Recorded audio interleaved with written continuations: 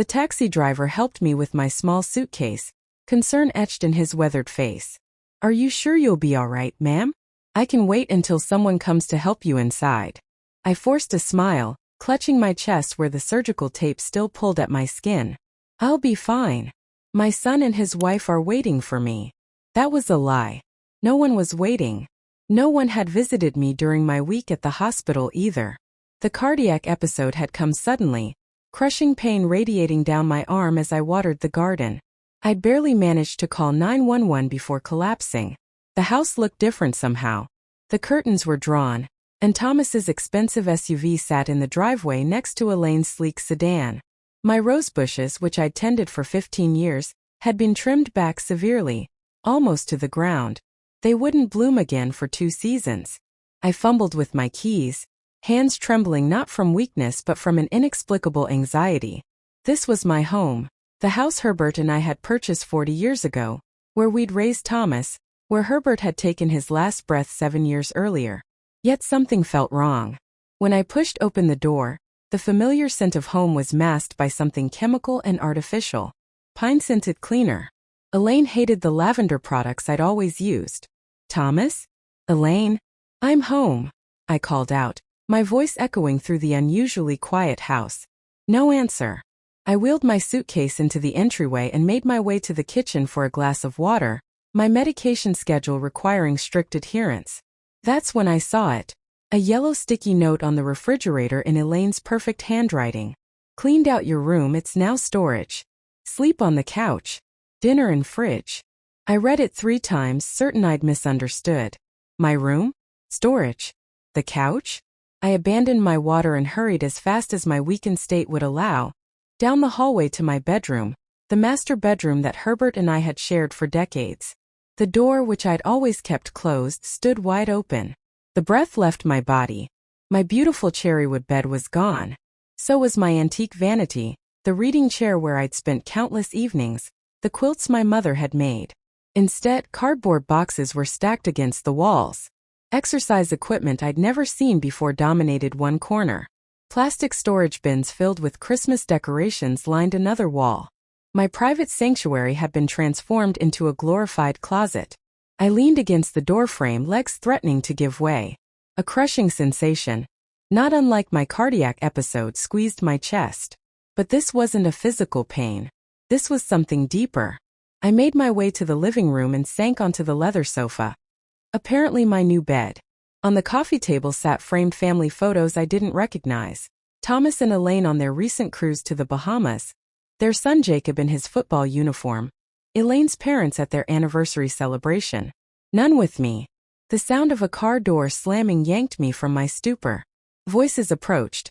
Thomas's deep baritone and Elaine's sharp, precise tones, punctuated by Jacob's teenage mumbling. "She'll be fine on the couch. It reclines," Elaine was saying. "And it's only temporary until we can convince her the senior living facility is better for her health." "I don't know, Mom," Jacob responded. "Grandma just had heart surgery. Don't you think?" "Not now, Jacob," Thomas cut in. "Your grandmother needs to accept that things change. We've been planning this home gym for months. Besides, the house will be ours eventually." Their voices grew louder as keys jangled in the lock. I quickly wiped away tears I hadn't realized were falling and straightened my posture. They couldn't see me broken. Not now. The door swung open and there they stood, my family, looking like startled burglars caught in the act. "Mom, you're home early." Thomas's voice rang with false enthusiasm. "We were just about to pick you up tomorrow." Another lie. The hospital had called them 3 times to confirm my discharge time. I clutched the yellow sticky note in my hand, a small paper dagger that had pierced my heart. What they didn't know, what they had clearly forgotten, was that this house, this home they were so eagerly claiming, still belonged entirely to me. That first night on the couch was unbearable. The leather stuck to my skin and the cushions, designed for sitting not sleeping, dug into my healing incision. Each time I shifted positions, pain radiated through my chest. By morning my back ached so badly I could barely stand upright. I found Thomas in the kitchen, scrolling through his phone while sipping coffee from my late husband's mug. Herbert's favorite, the one I'd kept in use since his passing. "Good morning," I said, trying to keep my voice steady. I'd like to talk about my bedroom. Thomas barely looked up. Mom, we've been over this. You need less space now and we need more. It makes sense. You didn't ask me, I said. You just took it. He sighed dramatically. Look, Elaine and I discussed it thoroughly. With your health issues, you shouldn't be climbing stairs or maintaining so much space. The couch is closer to the bathroom and there are no stairs in this house, I interrupted. It's a ranch-style home. Your father and I specifically bought it because we wanted everything on one level. His face flushed. That's not the point, Mom. You need to downsize. Accept that things change. Before I could respond, Elaine swept into the kitchen wearing designer workout clothes. Her blonde hair pulled into a perfect ponytail. Michelle, you're up early. Did you sleep all right? Her sugary tone didn't match the cold assessment in her eyes. No, I didn't, I answered honestly. The couch isn't suitable for someone recovering from cardiac surgery. Oh, you'll adjust, she said dismissively, pouring herself a green smoothie. By the way, I reorganized the pantry. Threw out all those expired spices and that old china you never use. My mother's china. The set she'd brought from Poland, the only possession that had survived the journey. I felt the blood drain from my face. You threw it out? My voice was barely a whisper. Donated it, Elaine corrected, as if that made it better. It was just collecting dust, and honestly the pattern was so outdated. I gripped the counter to steady myself. That china was meant for Jacob someday, a connection to his great-grandmother, to his heritage. Thomas checked his watch. Gotta run. Big presentation today. He kissed Elaine on the cheek and headed for the door without so much as a goodbye to me. After he left, Elaine's demeanor shifted subtly. The pretense of warmth evaporated. Michelle, there's something else we need to discuss, she said, setting down her smoothie. Thomas and I think it's time to modernize this place. New paint, new furniture, maybe knock down a wall or two. Knock down walls? This is my home, Elaine. You can't just. It's outdated, she interrupted. And frankly, the neighbors have commented. The property values in this area are skyrocketing. And this house is bringing down the neighborhood's aesthetic. I stared at her. This woman who had married my son 12 years ago, and had been systematically erasing me ever since. I don't consent to any renovations, I said firmly. Elaine's smile tightened. Well, Thomas and I were thinking it might be simpler if you transferred the property to us. For tax purposes, of course. We'd handle all the maintenance, the bills. You wouldn't have to worry about anything. So that was their plan. I'd suspected as much, but hearing it stated so baldly still shocked me. I need to rest, I said, unwilling to continue this conversation. Later that afternoon, I ventured into what had been my bedroom, now a chaotic storage space. My possessions had been carelessly packed into boxes labeled Michelle's stuff, in Elaine's handwriting. I opened one and found photo albums stacked haphazardly, corners bent, some pages stuck together as if something had spilled on them. Tears pricked my eyes as I carefully extracted an album from Herbert's in my early years. Our wedding day. Our first home. Thomas as a baby. As I turned the pages, a slip of paper fell out. A property tax notice from last month that should have been in my filing cabinet. They'd been going through my financial documents. Grandma! Jacob's voice startled me. My 15-year-old grandson stood in the doorway, his lanky frame filling the space, uncertainty in his eyes. Hi, sweetheart, I managed, quickly wiping away tears. Are you okay? I told Mom you should have your room back, but she said. He trailed off looking ashamed. What did she say? I asked gently. He shuffled his feet. That you're getting older and we need to prepare for changes. That it's better if they control the house because you might make poor decisions. I felt as if I'd been slapped. Do you believe that? Jacob shook his head vigorously. No way. You're the sharpest person I know. For the first time since coming home, I felt a glimmer of warmth. At least someone in this house still saw me as a person. Dad and Mom were talking last night, Jacob continued, lowering his voice, about getting you to sign some papers. Something about transferring the deed while you're vulnerable. So they were planning to exploit my weakened state. My own son, plotting to take what Herbert and I had built together. Jacob. Elaine's sharp voice cut through the air. Stop bothering your grandmother and finish your homework. Jacob gave me an apologetic look before retreating. Elaine lingered in the doorway, eyes narrowed as she surveyed the room. Dinner's at 6, she said. We're having company. Wear something appropriate. As she walked away, I clutched the property tax notice in my hand, a new resolution forming. They thought I was weak, diminished, easy to manipulate. They thought I'd give up without a fight. They were wrong. The next morning, I waited until Thomas and Elaine left for work and Jacob headed to school before making my way back to the storage room, my former bedroom. I needed to search through my belongings more thoroughly, to find my important documents before they disappeared like my mother's china. Every movement was painful. My incision throbbed, a constant reminder of my vulnerability. The doctor had warned me to take it easy, but what choice did I have? I carefully shifted boxes, scanning labels. Most contained random household items, photo frames, books, decorative pieces that once adorned my shelves. Then I spotted it. A cardboard file box labeled Personal Documents. I sat cross-legged on the floor, wincing as my joints protested, and opened the box. Most of my financial records were still there, though clearly someone had rifled through them. Papers were out of order, folders misaligned. I found my checkbook, insurance policies, and Herbert's death certificate. But the deed to the house was missing. Panic fluttered in my chest. Had they already done something with it? Then I remembered Herbert's old filing cabinet in the garage. We'd always kept duplicates of our most important papers there, a habit from his days as an accountant. The garage was cluttered with Thomas's expensive mountain bikes and Elaine's seasonal decorations. Herbert's workbench, once meticulously organized, was now buried under boxes of shoes and old electronics. The filing cabinet had been pushed against the back wall, partially hidden behind golf clubs that Herbert had never owned. The bottom drawer groaned as I pulled it open. Inside were folders covered in a thin layer of dust. I flipped through them until I found what I was looking for. Property documents. My hands trembled as I opened it. The deed was there untouched. But something else caught my eye.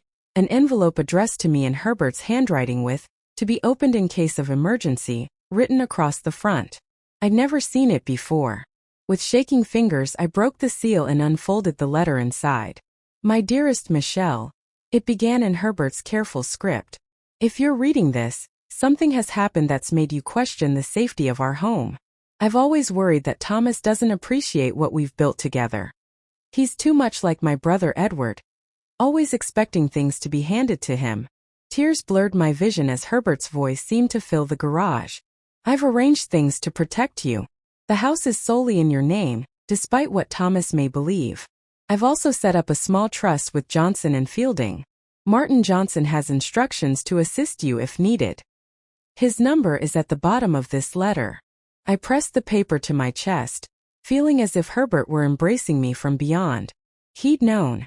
Somehow he'd anticipated this. When I finally composed myself, I returned to the house, Herbert's letter safely tucked into my pocket. I just made myself a cup of tea when the phone rang. "Hello," I answered, expecting a telemarketer. "Mrs. Wallace? This is Dr. Harmon's office confirming your appointment tomorrow at 2 p.m. I frowned. I don't have an appointment with Dr. Harmon. In fact, I don't know a Dr. Harmon. The receptionist sounded confused. Your son scheduled it last week. For a cognitive assessment. My blood ran cold. A cognitive assessment? They were trying to declare me mentally incompetent. I need to speak with my son about this, I said carefully. There seems to be a misunderstanding. After hanging up, I sat still, my tea growing cold. They were moving faster than I'd anticipated. The front door opened and Thomas's voice drifted in. He was on his phone, not expecting me to be home. "Yes, we've got an appointment with Dr. Harmon tomorrow. Once we have the assessment, the lawyer says we can petition for conservatorship. Mom won't be able to block the property transfer then." I held my breath, my heart pounding so loudly I was sure he would hear it. "The renovation team is ready to start next week," he continued. "Elaine has already chosen the new fixtures. Yes, of course Mom will be taken care of. There's a nice assisted living facility in Westbrook. No, she doesn't need to know yet." He hung up and walked into the kitchen, stopping short when he saw me sitting at the table. "Mom, I thought you were at your checkup." That's tomorrow, I said evenly, watching his face. Interesting call you were just on. His expression flickered between surprise and guilt before settling on concern. False concern. Just talking with a buddy about home improvements, he said smoothly. How are you feeling today? Better, I lied. Much better. He nodded, relief visible in his shoulders. Good. Listen, I've scheduled an appointment for you tomorrow with a specialist. Just a routine evaluation after your heart episode. The lies came so easily to him. This son I'd raised, this child I poured my life into, was calmly plotting to strip me of my autonomy, my home, my dignity. That's thoughtful, I said, matching his casual tone. What time? 2 o'clock. I'll drive you. Perfect. As he left the room, I pulled out Herbert's letter again, my fingers finding the phone number at the bottom. Martin Johnson. I needed to call him immediately. But not from this house, not where Thomas or Elaine might overhear. My plans would have to wait until tomorrow. For now, I'd play along, the frail, compliant mother they expected me to be. But inside, a fire was building, fueled by betrayal and Herbert's final gift of protection. I would not be erased from my own life. The next morning, I made a show of moving slowly, wincing more than necessary when Thomas entered the room. I clutched my chest and leaned heavily on my cane, a prop I hadn't needed until now. Mom, are you sure you're okay? Thomas asked, concern creasing his brow. Just tired, I murmured. The couch is challenging. He had the decency to look uncomfortable. Maybe we could get you a better mattress for it. That would be nice, I said meekly, hating the role I was playing but knowing it was necessary. As soon as he left for work, I straightened up and moved quickly. I had hours before our appointment with Dr. Harmon, the doctor who was supposed to declare me incompetent. I needed to use this time wisely. I called a taxi and asked the driver to take me to the mall. Instead of shopping, I headed straight for the cell phone store and purchased a prepaid phone, one that wouldn't appear on Thomas's family plan. Next, I visited the bank and withdrew $2,000 from my personal account, which thankfully required only my ID and signature. In the food court, away from prying eyes, I dialed the number Herbert had left me. Johnson and Fielding, how may I direct your call? A receptionist answered. Martin Johnson, please. Tell him it's Michelle Wallace. After a brief hold, a warm, deep voice came on the line. Mrs. Wallace, I've been expecting your call for quite some time. You have. I was surprised. Herbert said you'd contact me if Thomas ever tried to take the house. I take it that time has come. Relief washed over me. Herbert hadn't just left instructions. He'd prepared this man for exactly this situation. Yes, I said, my voice trembling slightly. They've converted my bedroom to storage, forced me to sleep on the couch after heart surgery, and they're taking me to a doctor today for a cognitive assessment, without telling me the real purpose. Martin's tone hardened. That's elder abuse, Mrs. Wallace. Do you have somewhere safe you can stay? I thought of my friend Vivian, who had offered her guest room when Herbert died. I declined then, determined to manage on my own. Pride had kept me from reaching out when Thomas and Elaine first moved in temporarily 2 years ago, a temporary arrangement that had gradually become permanent. Yes, I said. But I don't want to leave my home. It's mine. Herbert wanted me to have it. And you will, Martin assured me. Herbert set up extensive protections. The house cannot be transferred without your explicit consent, verified by 2 independent witnesses including myself. I closed my eyes, gratitude for my husband's foresight overwhelming me.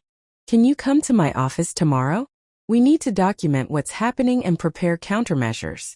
We arranged a meeting for 10 a.m., and I made sure to save his number in my new phone under Vivian, in case Thomas ever checked it. On my way back home, I called Vivian for real. Michelle, how are you feeling after your surgery? Her familiar voice was like a bomb. Not well, I admitted, finally allowing myself to be honest with someone. Thomas and Elaine have taken over. They've moved me to the couch, thrown out my belongings, and are trying to get me declared incompetent. Those ungrateful. Vivian's string of colorful epithets made me smile for the first time in days. Come stay with me, she insisted. I've been telling you for years that those 2 are vultures. I might need to, I said. But first I need a favor. Can I store some documents with you? Things I don't want them to find. Vivian didn't hesitate. Of course. I'll swing by and pick them up. I can say I'm bringing you some soup. By the time Thomas arrived to take me to Dr. Harmon's office, I had given Vivian a sealed envelope containing Herbert's letter, copies of the deed, and my bank statements. I'd also started a journal documenting every action Thomas and Elaine had taken since my return home. Ready, Mom? Thomas asked, his smile not quite reaching his eyes. Ready, I replied, resuming my fragile persona. Dr. Harmon's office was modern and cold. The doctor himself was younger than I expected, with a clipped manner that suggested he'd already made up his mind about me. Mrs. Wallace, I understand you've had some memory issues lately, he began without preamble. I blinked innocently. Have I? That's news to me. Thomas jumped in. Mom, remember how you forgot to pay the property taxes last quarter? And you've been misplacing things, getting confused about what day it is. All lies. I'd never missed a tax payment. I'd never misplaced anything until they started moving my belongings. I see, said Dr. Harmon, making notes. And have you noticed any other cognitive changes, Mrs. Wallace? I looked directly at Thomas, then back at the doctor. Yes, actually. I've noticed that important documents go missing from my filing cabinet. I've noticed my bedroom being converted to storage without my permission. I've noticed conversations about my competency happening behind my back. Thomas shifted uncomfortably. Dr. Harmon looked up, suddenly more focused. Mrs. Wallace, would you be willing to take a brief cognitive assessment today? Absolutely, I said confidently. And I'd like the results sent directly to me, please. The test was simple. Drawing a clock, remembering 3 words, identifying the date and location. I completed it perfectly, watching Thomas's face darken with each correct answer. After the appointment, Thomas was quiet on the drive home. I maintained my act, gazing out the window and sighing occasionally. Inside, though, I was strategizing. Martin tomorrow. Then legal action if necessary. That evening, I overheard Thomas and Elaine in heated discussion in the kitchen. She passed the damn test, Thomas hissed. The doctor wouldn't even consider cognitive impairment. Then we need another approach, Elaine replied coolly. We need those papers signed before she catches on. Your father's account is almost drained, and we need to refinance this place. So that was it. They'd been using Herbert's accounts that should have been closed or transferred to me after his death. They were desperate for money. I retreated silently to the living room, to my makeshift bed on the couch. Tomorrow would change everything. Tomorrow I would stop being the victim in this story. Herbert had prepared the groundwork. Now it was my turn to finish what he started. My meeting with Martin Johnson exceeded all expectations.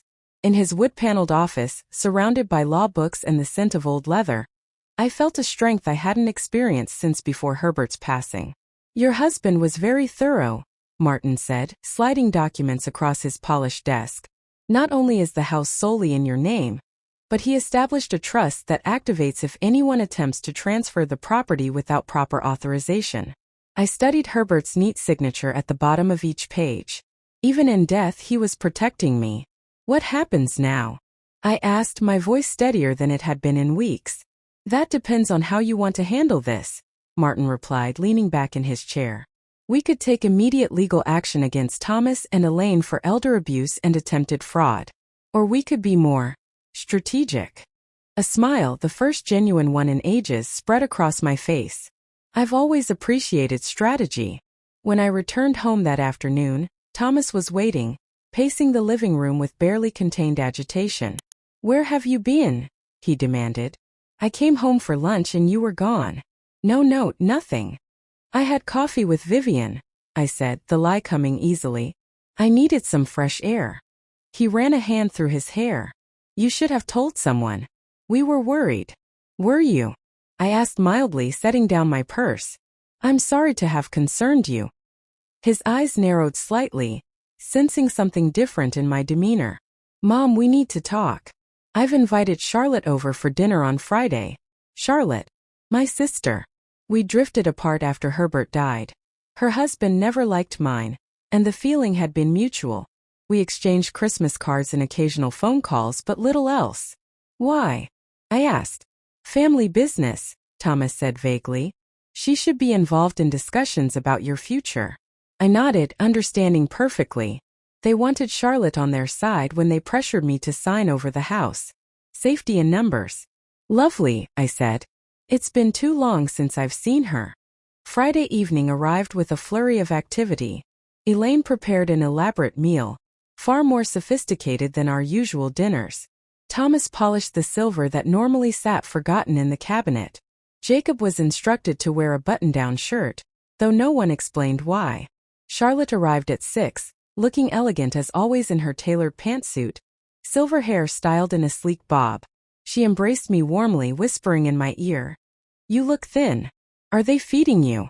I squeezed her hand in response. Perhaps I had an ally after all.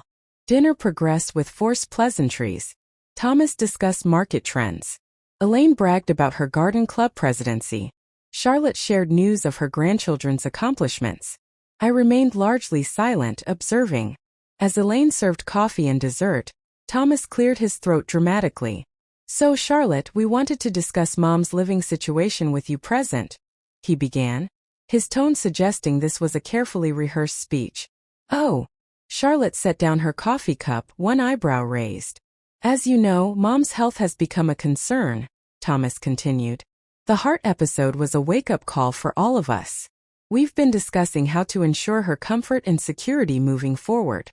Elaine jumped in smoothly. "We've been researching senior living communities. Beautiful places with round-the-clock care, social activities, no maintenance worries." Charlotte's gaze shifted to me. "And what do you think about this, Michelle?" Before I could answer, Thomas continued. "Mom needs more care than we can provide while working full-time. And this house, it's just too much for her to manage. The upkeep, the taxes." "Which you've been paying, I assume?" Charlotte asked pointedly. An uncomfortable silence fell over the table. Jacob stared at his dessert plate, clearly wishing to be elsewhere. "We've been helping," Thomas said finally. "But it makes more sense for Mom to liquidate this asset. The proceeds could fund several years in a quality facility." I took a slow sip of water, watching Charlotte's expression harden. "I see," she said. "And the house would go to whom exactly?" "Well, it would be sold," Thomas replied, not meeting her eyes. "To whom?" Charlotte pressed. Elaine intervened, her voice honey-sweet. "We thought we might buy it, actually. Keep it in the family. We'd offer fair market value, of course. Minus a reasonable caretaker fee for all we've done," Thomas added. Charlotte's laugh was short and sharp. "My God, you two don't even try to hide it, do you?" Thomas flushed. "Hide what? We're trying to do what's best for Mom." "By stealing her home?" Charlotte challenged. The tension in the room was electric. Jacob had stopped pretending to eat his dessert and was watching the adults with wide eyes. "Michelle," Charlotte turned to me, "tell me you're not considering this absurd proposal." All eyes turned to me. I set down my napkin deliberately, taking my time. "Actually," I said calmly, "I've been thinking a lot about the future lately, about what's best for everyone involved." Thomas leaned forward eagerly, sensing victory. "I have made a decision," I continued, my voice gaining strength. "I plan to sign some important papers next week." Relief washed over Thomas's face. Elaine smiled triumphantly. Charlotte looked horrified. "I think it's time for some changes around here," I added. "This house has been in our family for 4 decades. It holds so many memories." "Exactly why it shouldn't just be sold to strangers," Thomas interjected. I met his gaze steadily. I couldn't agree more. The room fell silent as they all waited for me to continue. But I simply took another sip of water and smiled. "We can discuss the details next week. I've already contacted someone who can help us make everything official." "Who?" Thomas asked, suspicion creeping into his voice. "Martin Johnson," I replied. "Herbert's old friend from the accounting firm. He's been so helpful since your father passed." The color drained from Thomas's face. "Johnson? Why would you?" "I trust him," I said simply. "And I want everything done properly. No room for misunderstandings." Charlotte's expression shifted from horror to curiosity. Something in my tone had alerted her that things weren't as they seemed. "Well," she said, reaching for my hand across the table, I'll be there to support whatever decision you make, sister. For the first time in weeks, I felt the scales tipping in my favor. The game Thomas and Elaine thought they were winning was about to change dramatically, and they had no idea what was coming. The day of reckoning arrived with perfect autumn weather. Crisp air, golden sunlight filtering through the trees Herbert and I had planted decades ago. I wore my best dress, a simple navy blue sheath that had been Herbert's favorite, and pearl earrings he'd given me on our 30th anniversary. Thomas and Elaine had spent the week in high spirits, making calls, discussing renovation plans in hushed but excited tones. They'd invited Charlotte again, and to my surprise, Elaine's friend Denise, who happened to be a notary public. They thought they had orchestrated everything perfectly. I allowed myself a small smile as I applied my lipstick. They had no idea what awaited them. At precisely 10 o'clock, the doorbell rang. Jacob answered it, showing in Martin Johnson, who carried a leather portfolio and radiated calm authority. Thomas's expression flickered with confusion when he recognized the attorney. "Mr. Johnson," he said, extending his hand stiffly.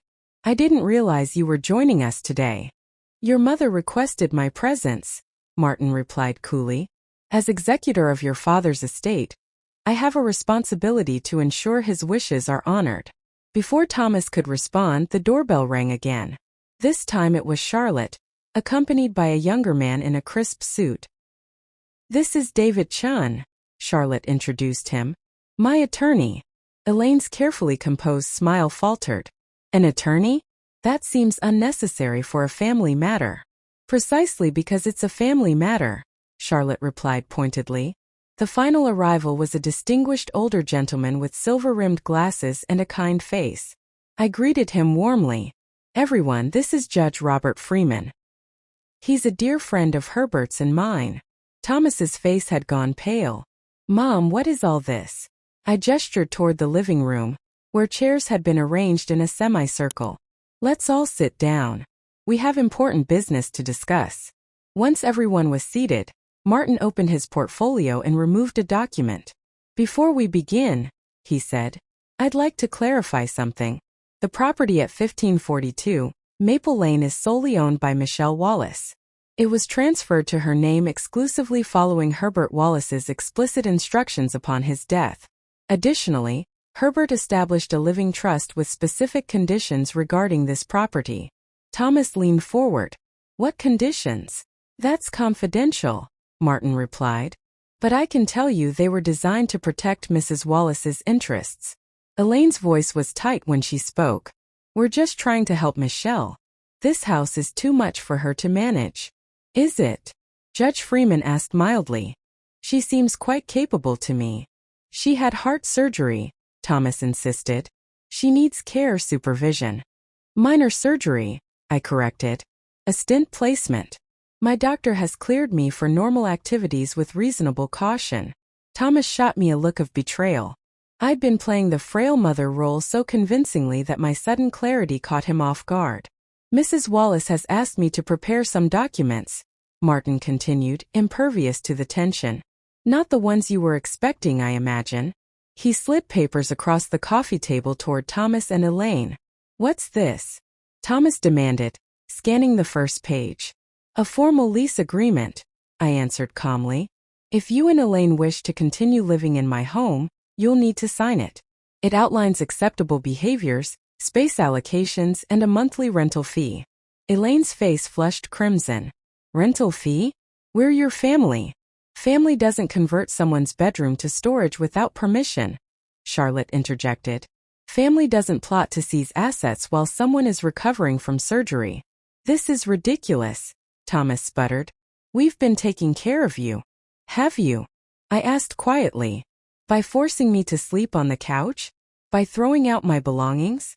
By trying to have me declared incompetent?" The room fell silent. Jacob, who had been sitting quietly in the corner, looked up in shock. "You did that, Dad?" he asked. Thomas avoided his son's eyes. "It's complicated, Jacob. Adult matters." I turned to my grandson, whose face reflected a painful new understanding of his parents. "Jacob," I said gently, "I've made some decisions that affect you as well. If you're interested, I'd like you to have the master bedroom suite. I'll take the guest room." It's more than adequate for me, and you deserve your own space as you finish high school. Jacob's expression brightened. Really? Only if you want it, I assured him.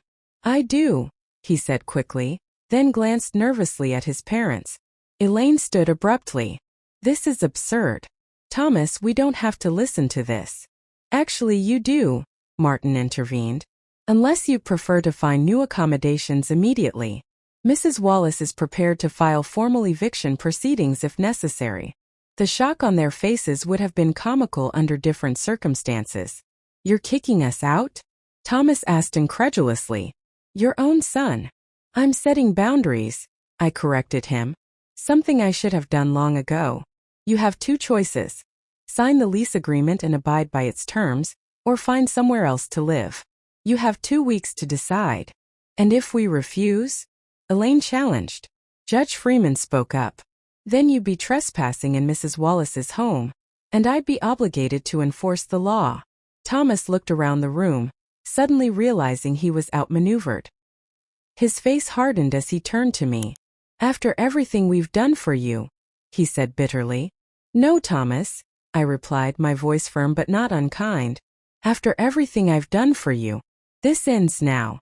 The meeting concluded shortly after. Thomas and Elaine retreated to discuss their options, though their heated whispers could be heard from the kitchen. Charlotte squeezed my hand before departing with her attorney, promising to call me later.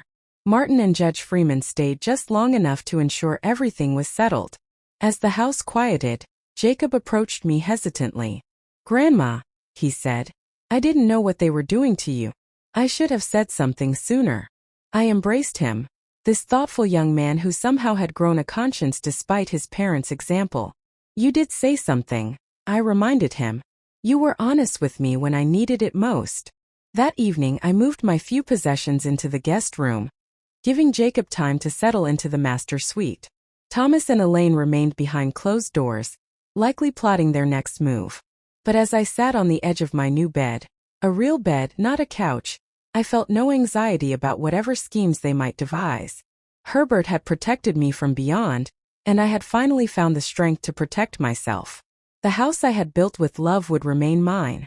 Not a storage room for discarded memories, not an asset to be seized, but a home where at least one more generation might learn the true meaning of family. Jacob knocked softly on my door, peeking in with a tentative smile. Thanks, Grandma, he said. Not just for the room but for standing up to them. I've never seen anyone do that before. In that moment I knew that whatever came next, I had already won the only battle that truly mattered.